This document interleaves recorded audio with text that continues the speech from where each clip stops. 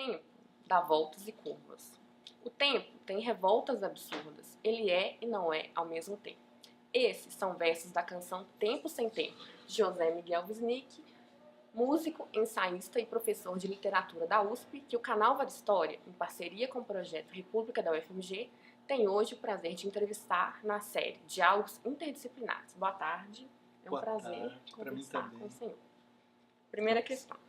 O livro O Sonho e o Sentido propõe contar uma outra história da música. Nesse diálogo entre música e história, entre tantos outros que há no livro, como se dá a questão do tempo? Acho que se dá no livro em dois níveis. Um, que a música é uma arte do tempo. Como uma arte do tempo, ela está acontecendo no momento presente, é o momento em que ela está fluindo, é o momento em que ela se expressa através das melodias, das sonoridades, polifonias, harmonias e do ritmo, principalmente. E o ritmo é justamente a forma de organização do tempo que a música estabelece e faz com que a gente se ligue a ela, especialmente. E o ritmo é um chamado muito forte, porque está ligado às primeiras percepções que a gente tem no útero da mãe, quando a gente escuta o coração da mãe batendo, que é o primeiro tambor que está na base, não é, de tudo do que a gente viverá depois. Então, por isso mesmo a gente tem uma relação muito forte com a música, esse chamado que a música produz e que ela, portanto, traduz em ritmos que são sempre, de alguma forma, uma maneira de vivermos essa dimensão crucial da vida mortal, que é a passagem do tempo. Então a música nos dá isso. Ao mesmo tempo que o livro trata da música através dos tempos, aí os tempos históricos, certo? Então como é que os sons se organizavam, por exemplo, em tempos pré-modernos, em sociedades tradicionais, ou então em sociedades selvagens, como é que as escalas funcionam, e também nas sociedades que antecedem, vamos dizer, o período moderno, a partir do século XVI, digamos. Então ali, as músicas têm uma característica que é, de certo modo, circularem. O tempo dá volta sobre si mesmo, como se ele tivesse um eixo do qual ele nunca se afasta. A modernidade ocidental criou o sistema tonal, que é uma outra forma de lidar com o tempo, que é uma forma que coloca tensões e repousos, ou seja, a música cria um momento de suspensão e depois de resolução através do encadeamento de acordes. Isso que permite as sinfonias, as sonatas, todo o desenvolvimento de uma linguagem discursiva na música que o Ocidente promoveu. Ao final disso, já no fim do século XIX, começo do século XX, você tem uma desagregação, uma crise desse sistema, caindo no atonalismo, que é uma música sem centro, onde tudo é tensão e você não tem esse jogo, esse encadeamento de tensões e repousos. Isso é um traço da música do século XX, que incorpora os ruídos, incorpora o acaso, incorpora, vamos dizer, os sons do mundo, né, de volta à música. E nós vivemos um tempo contemporâneo em que todos esses tempos, de certo modo, se cruzam e circulam. Nós somos aqueles seres humanos que vivem uma espécie de simultaneidade dos tempos, porque nós estamos em contato com todas essas dimensões da música através dos tempos. Então, esse tema abre uma janela privilegiada de comunicação entre música e história? Exatamente.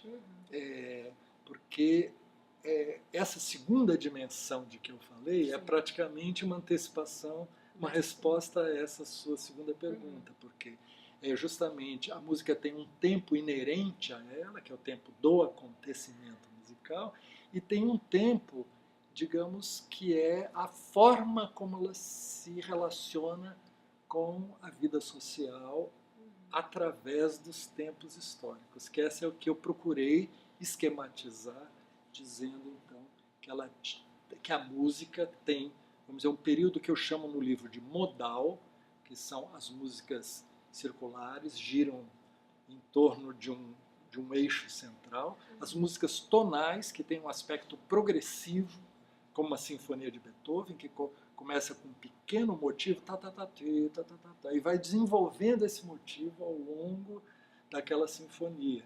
Tem uma música atonal, não é, e serial, que são as músicas próprias do descentramento no século XX, e eu diria que nós já vivemos alguma coisa posterior a isso, que é uma espécie de sobreposição simultaneísta desses tempos musicais. Então, ok. Segunda pergunta. Veneno Remédio demonstra como o futebol é um fenômeno sociológico, antropológico, político e estético fundamental. O senhor poderia destacar como as dimensões históricas do futebol são importantes para uma interpretação do Brasil? Com certeza, porque o futebol foi criado na Inglaterra, na segunda metade do século XIX, junto com todos os outros esportes modernos. Os ingleses criaram um código para, vamos dizer, estabelecer relações. Os jogos de bola, por exemplo.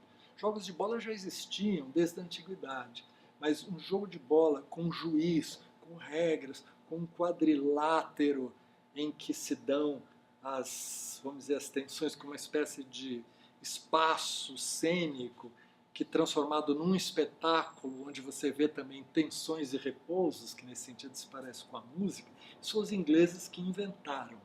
E que inventaram a partir dessa lógica de que você parte do 0 a 0, todo mundo é igual, mas através das performances você tem a diferenciação que resulta em gols e as diferentes vitórias, as derrotas, os empates. Então, os ingleses inventaram isso, mas isso se espalhou pelo mundo. E o futebol teve o poder, isso é uma coisa que o livro procura mostrar, por que ele é diferente de todos os jogos de bola, e ele se espalhou pelo mundo inteiro mais do que qualquer um. É adaptado pelas diferentes culturas e ele é, portanto, apropriado nos diferentes lugares.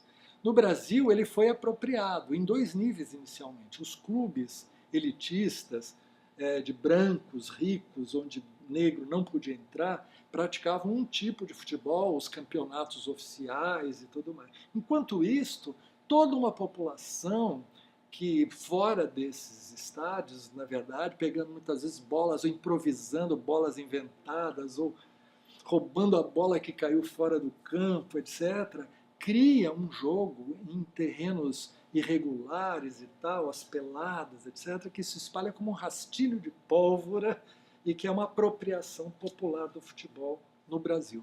Isso, até os anos 20, esses dois futebols caminham separados. Mas aí há um movimento pelo qual um começa a entrar no outro. O futebol popular começa a abrir brechas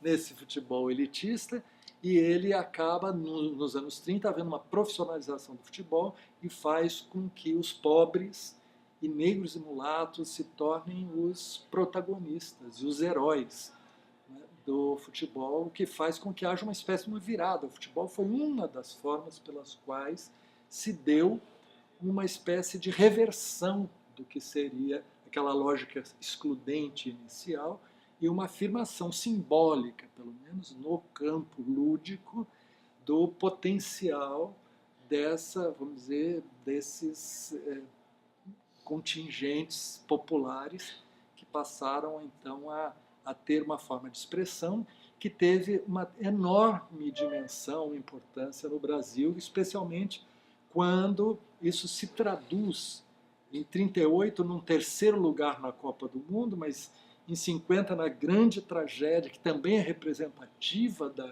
da história. Esse fracasso faz parte fracasso imaginário faz parte da história do país, e depois as grandes conquistas que se seguiram, a era de Pelé e Garrincha e tudo mais que se deu por aí. Então você tem, na verdade, uma grande história sociocultural do Brasil que se passa no futebol. Obrigada, professor. E você continue acompanhando o nosso canal.